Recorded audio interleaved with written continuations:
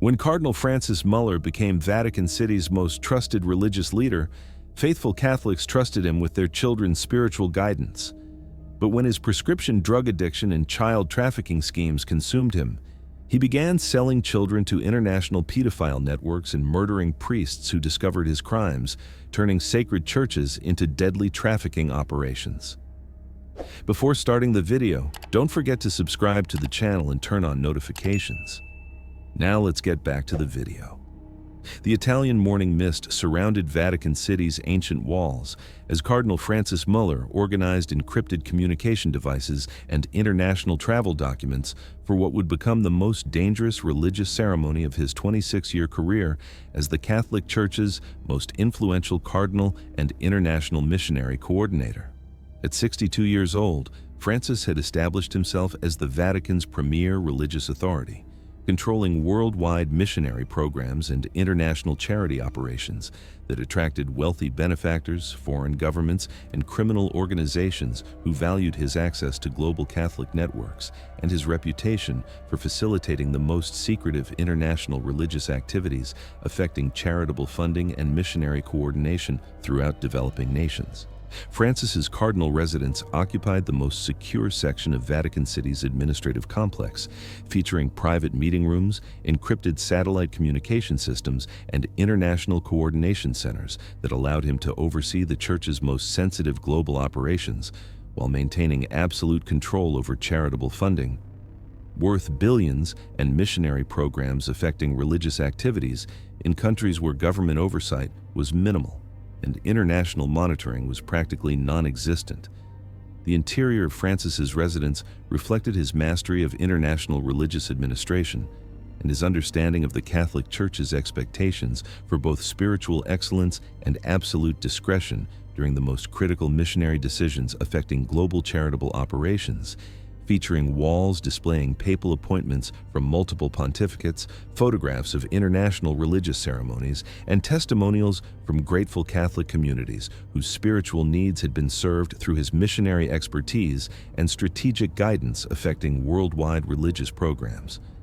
But beneath Francis's reputation for religious excellence lay a dangerous combination of prescription benzodiazepine addiction, systematic child trafficking, and calculated murder that had transformed his Vatican operations into criminal enterprises, where threatening priests and suspicious investigators met their fate through religious accidents and witness elimination during vulnerable international missionary activities.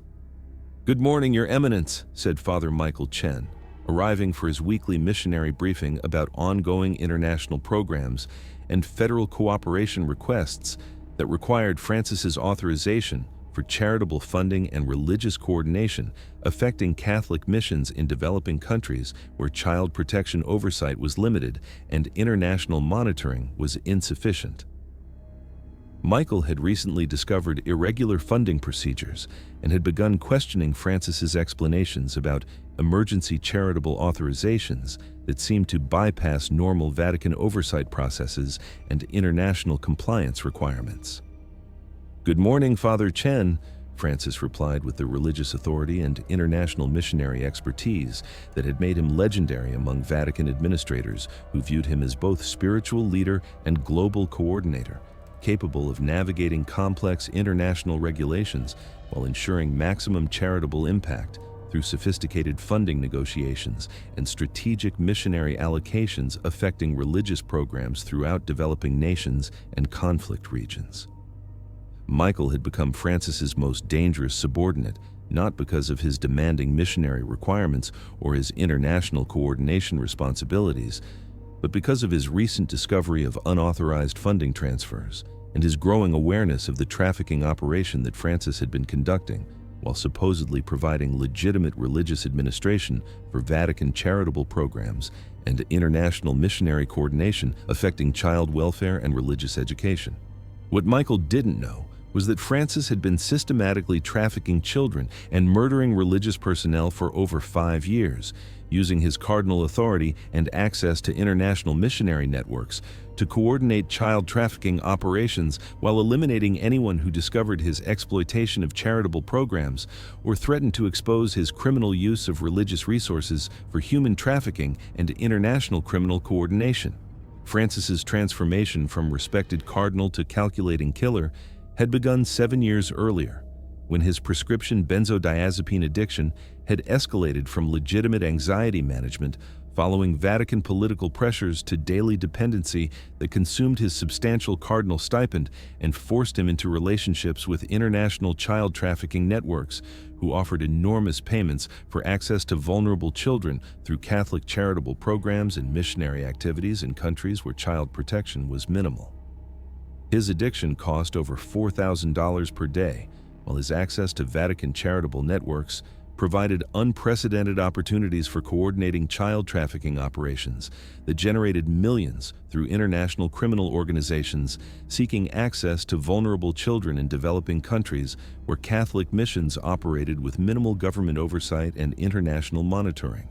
His criminal activities escalated when several priests and Vatican oversight personnel discovered evidence of unauthorized charitable fund diversions and threatened to report their suspicions to papal authorities and international law enforcement agencies investigating child trafficking patterns, targeting religious organizations throughout developing nations and conflict regions. Francis murdered his first victim, a suspicious Vatican auditor who detected irregular funding transfers, by orchestrating a pilgrimage accident using international criminal assets that appeared to be religious travel incident rather than premeditated assassination designed to protect trafficking operations. The success of his first murder convinced Francis that eliminating threatening religious personnel and suspicious oversight investigators was both necessary for protecting his trafficking operation and achievable given his cardinal immunity and his ability to coordinate with international criminal networks who could stage religious accidents and eliminate witnesses while providing plausible cover stories involving pilgrimage hazards and missionary dangers affecting Vatican international activities. Over the following 5 years, Francis murdered 14 additional individuals using various international criminal methods and religious coordination that took advantage of his cardinal authority, his access to trafficking networks during vulnerable religious ceremonies, and his 2-stage deaths as religious accidents or missionary targeting that occurred during routine Vatican activities with personnel who had access to sensitive information that could expose child trafficking operations. His victims had been carefully selected based on their discovery of his criminal activities, their potential cooperation with papal authorities, or their knowledge of charitable procedures that could expose his international trafficking network and systematic exploitation of religious programs for child trafficking, affecting Vatican oversight and international law enforcement cooperation. His victims included Sister Patricia Williams, a Vatican child protection coordinator who had discovered evidence of systematic fund diversion and whose religious facility consultation had resulted in fatal convent accident staged by trafficking assets during routine charitable inspection. Priest David Foster, who had reported suspicious missionary activities and whose Vatican meeting had ended in fatal robbery using weapons obtained through criminal networks. And Agent Jennifer Martinez, a federal child trafficking investigator who had been tracking religious exploitation and whose Vatican briefing had resulted in fatal exposure to concentrated drugs disguised as religious incense contamination, affecting international oversight of Vatican charitable operations. The trafficking operation had become extraordinarily sophisticated, with Francis coordinating the identification and procurement of vulnerable children through Catholic orphanages and missionary schools in developing countries where government oversight was minimal and international monitoring was practically non-existent. Children were selected based on their lack of family connections and their isolation from protective social networks. Missionary programs in countries experiencing conflict or natural disasters served as primary trafficking recruitment operations, with Francis personally coordinating the selection of children who could be removed from legitimate charitable programs and transferred to international trafficking networks through carefully arranged adoption procedures and educational exchange programs that provided legal cover for child transportation across international boundaries. The most disturbing aspect of the operation was the systematic targeting of children in Vatican-sponsored orphanages and educational facilities throughout Africa and Southeast Asia, where Francis had established extensive networks of corrupt religious personnel who identified suitable trafficking victims and coordinated their removal from protective environments through fabricated documentation and emergency relocation procedures. Your Eminence, I need to discuss serious concerns about child trafficking and reports of missionary program exploitation connected to your Vatican operations, said FBI Special Agent Sarah Rodriguez of the Bureau's Crimes Against Children Division, arriving at Francis's residence, carrying international warrants to inspect his charitable procedures and interview him about suspicious religious activities. Special Agent Rodriguez specialized in investigating international child trafficking and had developed expertise in recognizing patterns of religious exploitation and criminal coordination affecting charitable organizations throughout developing countries. Special Agent Rodriguez's investigation represented an existential threat to Francis's criminal operation, as her federal child protection expertise and access to international trafficking databases could expose the systematic child trafficking operations and connect him to multiple suspicious deaths during religious activities and Vatican meetings affecting international oversight and law enforcement cooperation. Special Agent Rodriguez, I think there may be some misunderstanding about complex international missionary work and the unfortunate reality that religious personnel sometimes become targets of criminal violence in dangerous regions despite advanced security protocols and international protection measures, Francis said, while discreetly activating a concealed communication device that would summon corrupt Vatican security personnel who were part of his trafficking network for emergency elimination of federal law enforcement threats. Perhaps we could discuss these concerns in our international coordination facility, where I can demonstrate the charitable procedures that might explain these tragic coincidences.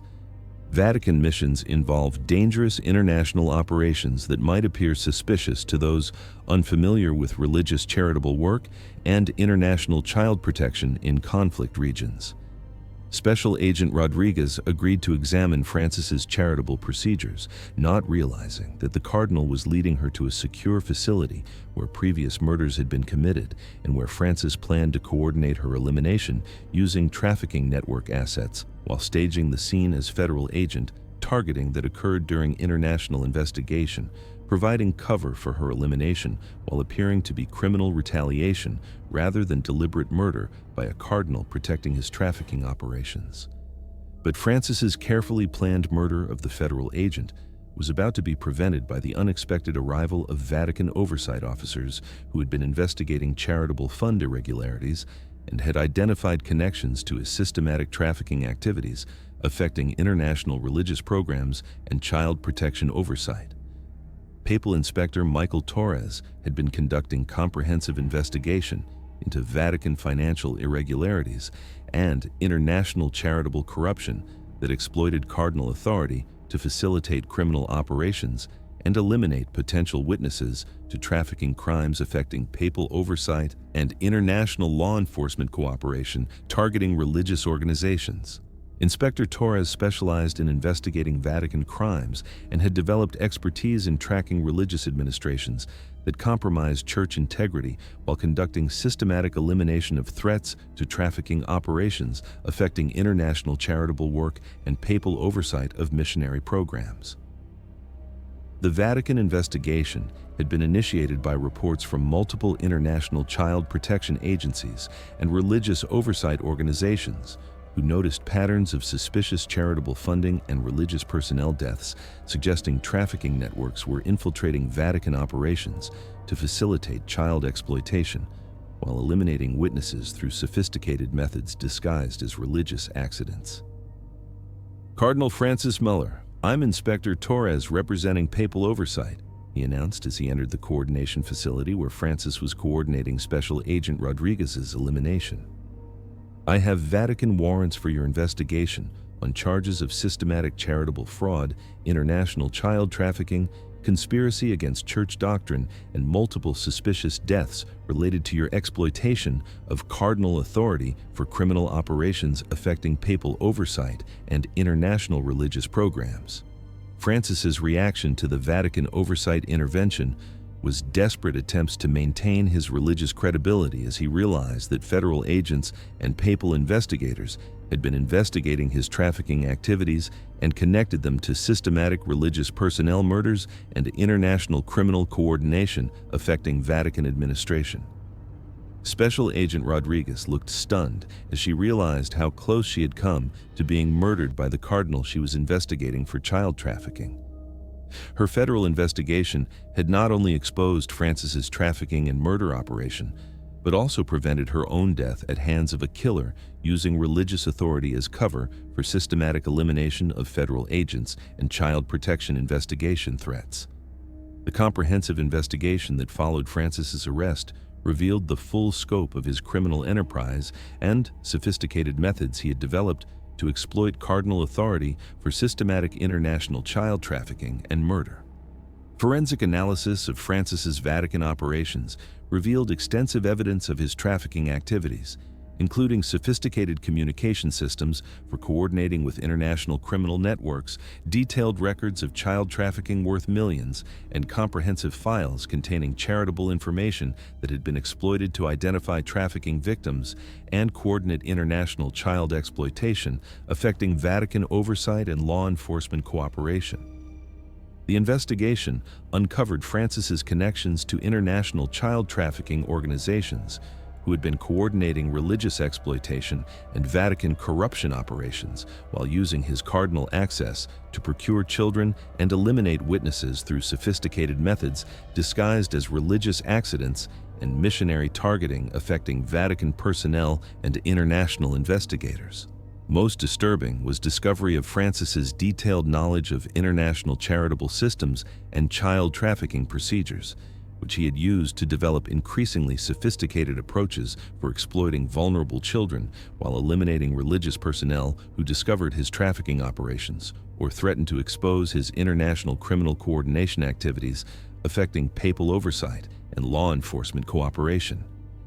Cardinal Francis Muller was ultimately convicted of 15 counts of first-degree murder, systematic international child trafficking, conspiracy against religious doctrine, Vatican corruption, conspiracy to obstruct international justice, and numerous other charges related to his exploitation of cardinal authority for criminal operations affecting papal oversight and international law enforcement cooperation. The conviction sent unprecedented shockwaves throughout Vatican administration, prompting immediate reforms in religious oversight, charitable monitoring, and cardinal addiction prevention measures designed to protect church resources from exploitation by corrupted religious officials involved in international criminal activities. Several other cardinals and Vatican officials were investigated for similar criminal activities, resulting in enhanced oversight of religious operations and new requirements for charitable verification, missionary monitoring, and international cooperation measures, making it difficult for trafficking networks to exploit cardinal authority for systematic child exploitation operations. Special Agent Rodriguez and Inspector Torres received recognition for their collaborative investigation and became specialists in religious crime investigation, developing new techniques for identifying child trafficking operations and protecting international charitable work from exploitation by corrupted religious officials. Father Michael Chen and other surviving religious personnel required extensive psychological counseling and spiritual rehabilitation to overcome trauma of learning that their trusted cardinal had been systematically trafficking children and murdering religious staff while exploiting his authority for international criminal activities. The case prompted comprehensive changes in Vatican regulation, including mandatory international oversight and addiction, screening for cardinals with charitable authority, enhanced monitoring of missionary operations and international funding, real-time papal supervision of child protection programs, and new reporting procedures for suspicious religious activities involving child welfare violations. Francis's conviction led to increased cooperation between Vatican oversight agencies and international organizations investigating child trafficking, with new protocols designed to identify religious systems that might be exploited for systematic criminal activities while eliminating witnesses to religious corruption and international law violations. 5 years after Francis's conviction and life imprisonment, Vatican administration continued implementing safeguards designed to protect international charitable work from cardinals who might abuse their positions for criminal purposes affecting child protection and international cooperation. The cardinal, who had promised to protect children's spiritual welfare and advance international charitable work, had instead used his religious authority to commit systematic child trafficking and murder while exploiting Vatican resources for international criminal coordination, threatening foundations of child protection and religious integrity. Cardinal Francis Muller's final blessing had been permanently revoked by comprehensive investigation of Vatican and international justice, where he would serve multiple life sentences without possibility of parole, proving that even religious officials who attempted to exploit their spiritual authority for criminal gain could be identified, investigated, and brought to justice when dedicated international agencies worked together to protect children from predatory religious corruption. The cardinal's final blessing had concluded with his permanent removal from religious service, serving as lasting reminder that those entrusted with spiritual guidance must never abuse that sacred responsibility, and that religious officials who would exploit spiritual trust and religious authority for criminal gain will ultimately face full consequences of their betrayal of religious integrity and child protection. Thank you very much for listening. Please let us know what you think of this story in the comments. Don't forget to like the video and subscribe to the channel. Turn on notifications so you don't miss any other videos.